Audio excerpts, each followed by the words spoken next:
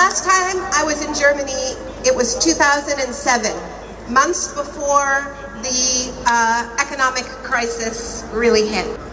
I was told by basically every journalist I met that all was well with capitalism, and that my suggestion that our elites take advantage of crisis to push through brutal, unpopular policies was a, quote, conspiracy theory. So we should keep in mind that our so-called experts get it wrong an awful lot.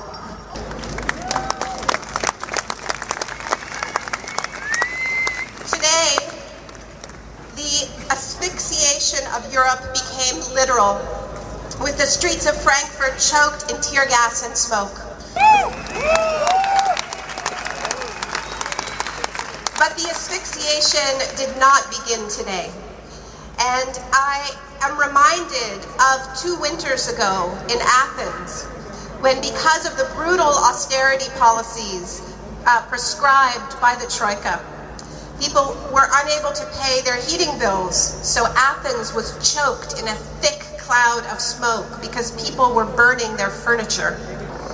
These are the kinds of policies prescribed from ever more lavish accommodations by the unelected bankers of the ECB.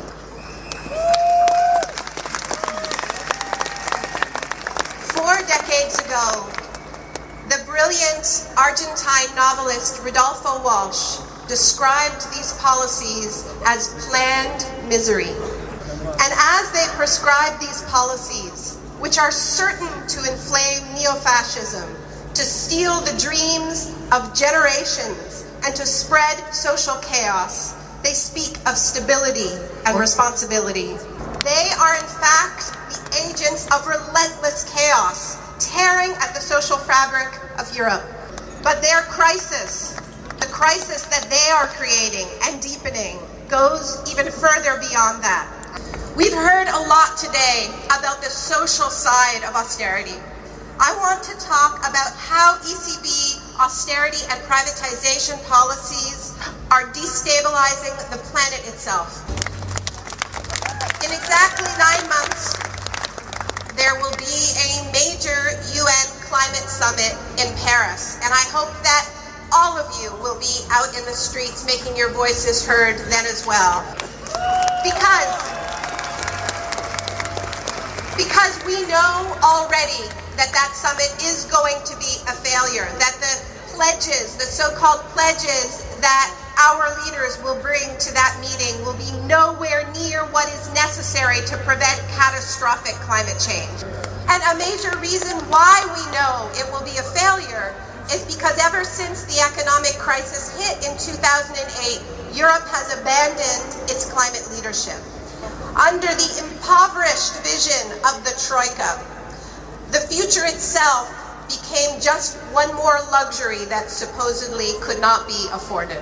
Just as so many lives have been sacrificed in the name of a budget crisis, so have the life support systems of our planet itself.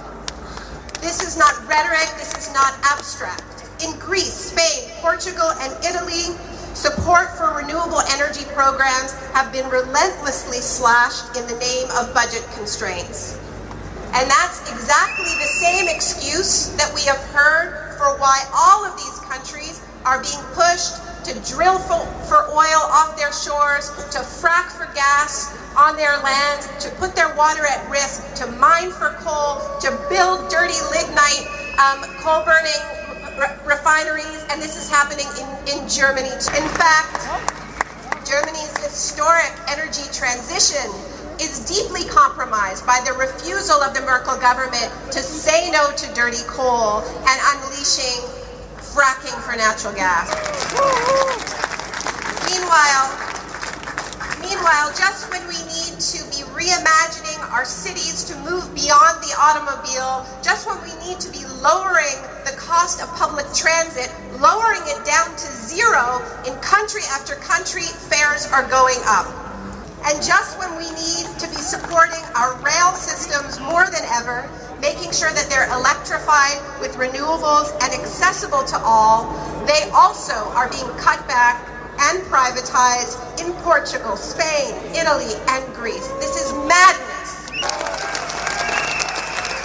You know, all around the world, we are being inspired by the incredible movement here in Germany for cities and towns to take back control over your energy grids from the corporations that privatize them, because you know that energy is too important to be left to the profit motive, particularly in a time of climate crisis. And this has been incredibly inspiring, and yet it is enormously ironic that the German government and the entire Troika has placed relentless pressure on the countries of Southern Europe to privatize their energy systems. It's long past time that we recognize that the fight against austerity and the fight for a safe and stable climate is the same fight, and we need to be fighting side by side.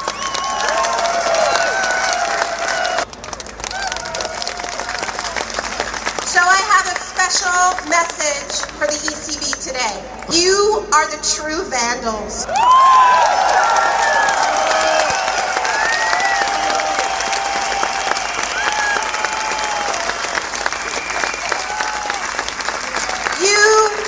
You are the true vandals, but you work on a much larger canvas. Your vandalism is planetary in scale.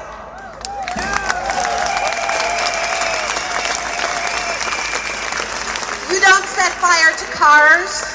You are setting the world on fire.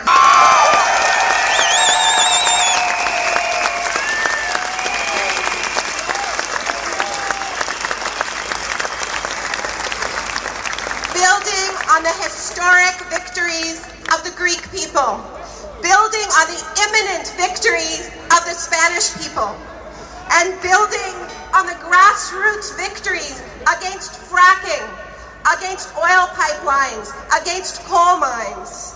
This is when we say we will not let you do it. This is why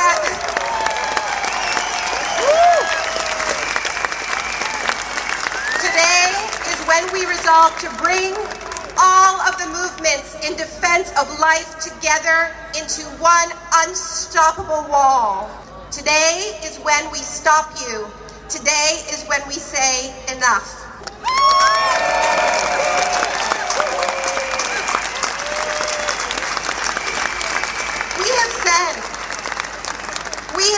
You have said that there is a choice between democracy and capitalism. That's true, but the choice is even more fundamental than that. There is a choice before us between capitalism and the climate. The answer is as obvious as it is urgent. Thank you.